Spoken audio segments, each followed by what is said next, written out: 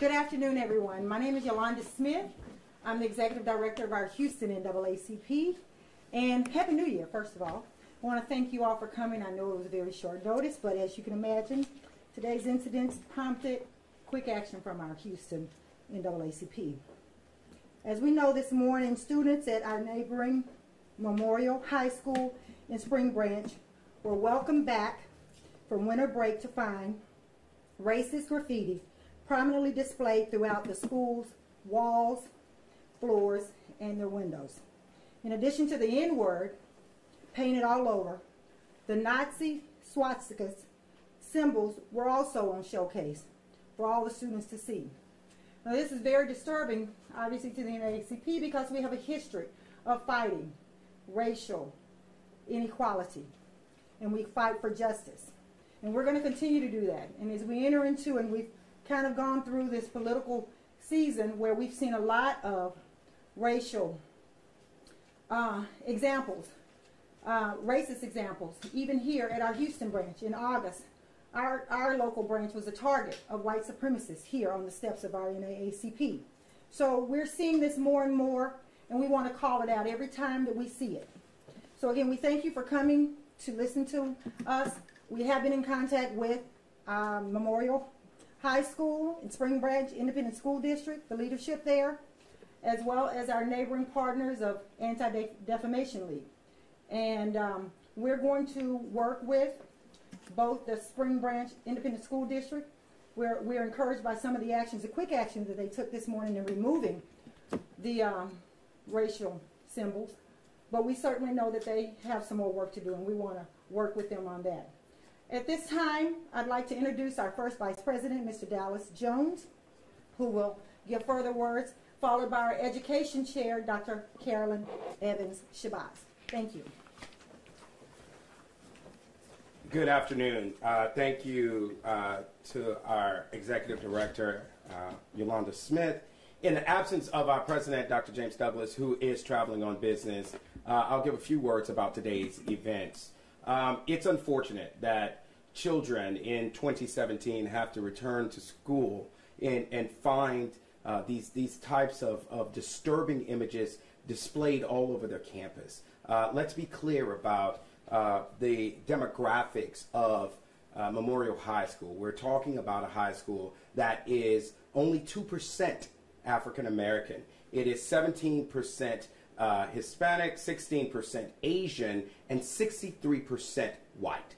So when you talk about diversity and what that really means, and the effect of these types of images to a student population of only 2%, we understand that while we applaud Memorial High School for taking quick actions to remove the images, that the infliction of what has happened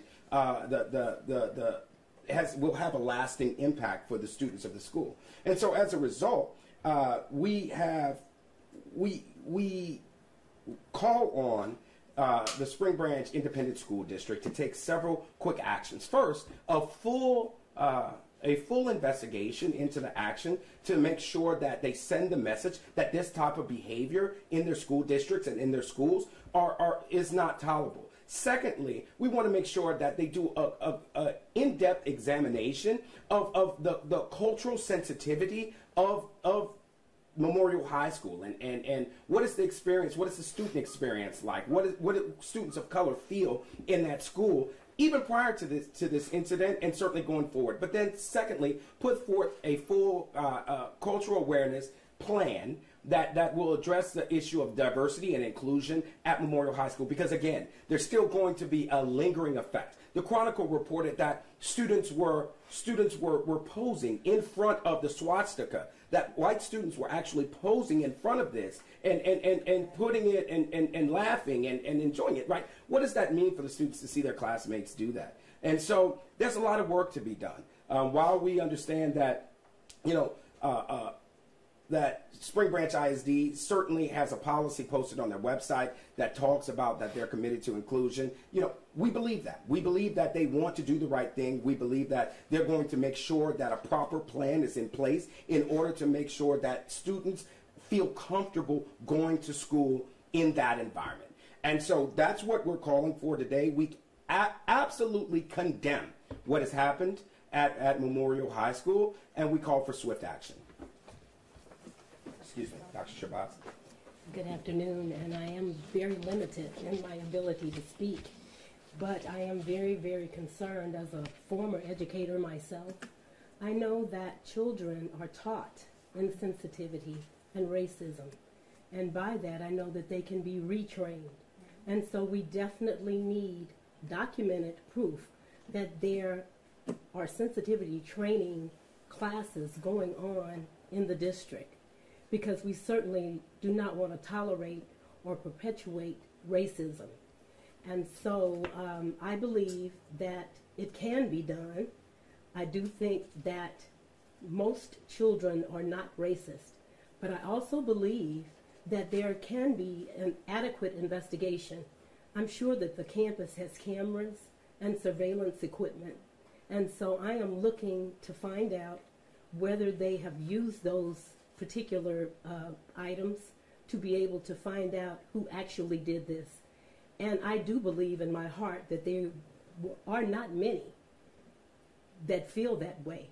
But of course, the ones that don't feel that way don't want to stand up against those that do. And so I'm looking for the outcome of the investigation, as well as retraining and training of sensitivity for all of the children, because we want them to all have a safe environment. Thank you. One of the things that Dr. Shabazz mentioned a second ago was about the investigation. We have been told by Spring Branch ISD that obviously this case is under full investigation. We've also been told by the district that there is a video that they are submitting to Crime Stoppers. Spring Branch Police Department is submitting that video to Crime Stoppers, and so we're calling on the public when they do release the video, which hopefully will be by the end of today, no later than tomorrow, that we're asking for the public, if you have any information on what you see on that video, to please contact Crime Stoppers and the local officials so that you will be able to assist in finding the perpetrators who did this. Again, we're thankful for our partners at ADL, who's also issued a statement. We'll be able to provide that, or you can obviously go on ADL's website and understand what they're saying. So if you have any questions, certainly we're here to answer them. What sort of training are you all looking to see? What sort of action? Can you speak more about the kind of documentation you'd like? There are curriculums available that the districts should be aware of. And when I say documented, we don't mean just going in, talking in an assembly or whatever. Perhaps there needs to be something that can be done to implement that curriculum, not only there at that high school, but throughout the districts. We have seen throughout the country that there is a onset of racist movements. And so we certainly need to work with our children, because they are our future, and we certainly need them to understand and be sensitive to each other. So look, I think the first thing is about recognizing, or rather investigating, researching, figuring out exactly if there's a problem. Here's what we don't know. We don't know that anybody actually associated with Memorial High School actually put the language on the walls. We recognize that, right? So first you investigate to find out exactly what happened. But I think at any time, at the end of the day, the effect of it on the students is still going to be lingering. And so you have to first assess where you are in terms of tolerance, in terms of inclusion, in terms of these things, because you are dealing with an extremely large white population of students for what is a very diverse city. And so first you have to figure out where you are. And then once you figure that out, I think then you're able to take proper actions in deciphering what needs to be done to make sure that we heal the wounds that were created from this incident for the students of color that attend that high school. The school has said that they have provided counselors, that they've addressed this on the PA system to all students, that they've addressed several grade levels, sounds like they are addressing it. Can you comment on whether you feel their actions so far have been appropriate, if there's anything specifically more, just in general in terms of a school response, how do you feel they've handled it? Well, I think so far they've done all that they can. Given the situation, this is a firestorm for everybody. I mean, including all of us gathered here, right, quickly because this happened this morning. And so I don't think that they're taking the situation lightly. I can't properly assess at this point, and I'm not going to do the disservice to the district to say that they have not handled it accordingly. What we are here to say is, as the National Association for the Advancement of Colored People, it is our expectation that you will investigate it. It is our expectation that you will handle it in a proper manner, and it is our expectation that you will do so beyond this day. So it's not enough. So if it's enough, no, it's not. It's not enough just to do a PA announcement or to gather students or provide counselors. That's great, and we applaud those efforts. But those efforts have to go far beyond, and you have to discover if there's a problem in that school. What these incidents do is they highlight things that we may not normally see. And so if that is the case, that's what we want to know, and that's what we're calling on the district to do. In your conversations with the district, have you been given any information that would lead you to believe that there have been other incidents this year, anything leading up to this, anything else that happened last school year leading into the beginning of this year? I'll yield to the executive director. She spoke with me. In my conversation with the leadership of the district, there have been no incidents that they cited. They did cite that Memorial High School is an actual ADL program, No Place for Hate program school, which basically means, as Dr. Shabazz alluded to, that school goes through the program, the curriculum of No Place for Hate, which is a full diversity inclusion promoted program, again sponsored through ADL. So in that, and in speaking with our partners, our family with ADL, when I asked the specific question about whether there were incidents that prompted Memorial High School to be a No Place for Hate, they mentioned that no, there were no incidents that they were aware of. They volunteered to be a No Place for Hate school, which means that that's encouraging for the school. It's encouraging for the community as a whole. So we, as far as we can understand or assess, it is an isolated issue. It's an issue that we certainly want to make sure it doesn't continue to happen. And for whatever reason, we need to figure out what all happened. We need to go through the full investigation. We're prayerful that individuals, after seeing the video, that they will, recognize the person that's on the video, and that they will do the right thing in calling out that person and calling the authorities and make sure that person is turned in. Do y'all have a message for the person who did the graffiti? Yeah, I think the message would be that there is no place for hate, for intolerance in our great city. We are a very diverse city. We're an inclusive city. We represent all the things that are great about this country.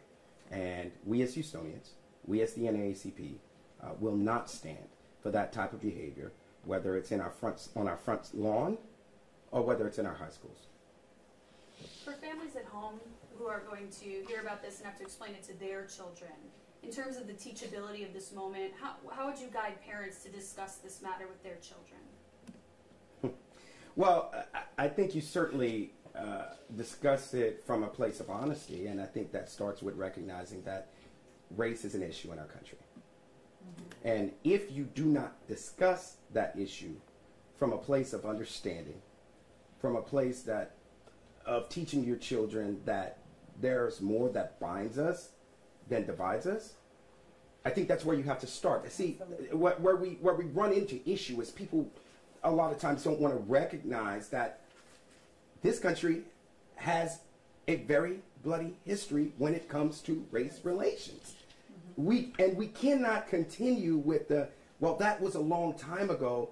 Why don't you just get over it, when communities are still feeling the effects of institutional slavery, of Jim Crow, and many other things that still put them generations behind other Americans. So when we can be honest about that, when we can have an open dialogue about that, then I think we can begin to teach our children that we are all Houstonians, we're all Americans, and that it doesn't matter the color of one's skin. It doesn't matter someone's religion. It doesn't matter someone's sexual orientation. It doesn't matter because we're all part of the same human family. That's what the NAACP is about. Absolutely. That's what we've been about since 1909. And unfortunately, you know, to anybody that would try to miscategorize it as any other way, those are simply the facts. And that would be our advice to parents. Let's be honest about where we started, but even more honest about where we're going. And we also want to the parents, we would say that we don't want to allow the evil of a few to dictate the fate of so many. And the vast majority, as Dr. Shabazz alluded to, is they're not racist. They're not racist at heart. So we have isolated incidents like this that we have to call out. We have to shine a light on. And again, we don't want to allow those isolated evil incidents to affect the mass majority of the individuals who are not racist. And racism is a sore that we will not allow to fester, and we will do whatever is necessary to expose those people that are carrying the racist message. And so hopefully they will see themselves and examine themselves. And in dealing with children, a lot of times you have to engage children with other children of diverse backgrounds. Then that way they can see that they are no different from each other and that they're all children. And if I cut you, you will bleed the same red blood. And so in saying that, we just want to let those few, because I truly in my heart believe that there are just a few who are carrying this racist mentality. And so we just want it addressed, investigated, and addressed through a curriculum for students throughout, not just this district, but all districts. Anything else? Can I get your names, please, one more time? My name is Yolanda Smith. I'm the executive director of our Houston NAACP.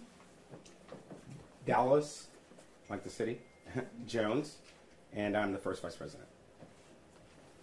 Dr. Carolyn, Carolyn, Evans, Evans hyphen Shabazz, Shabazz, and I am a member of the executive committee and the education chair of the local branch. Thank you so much. Thank you.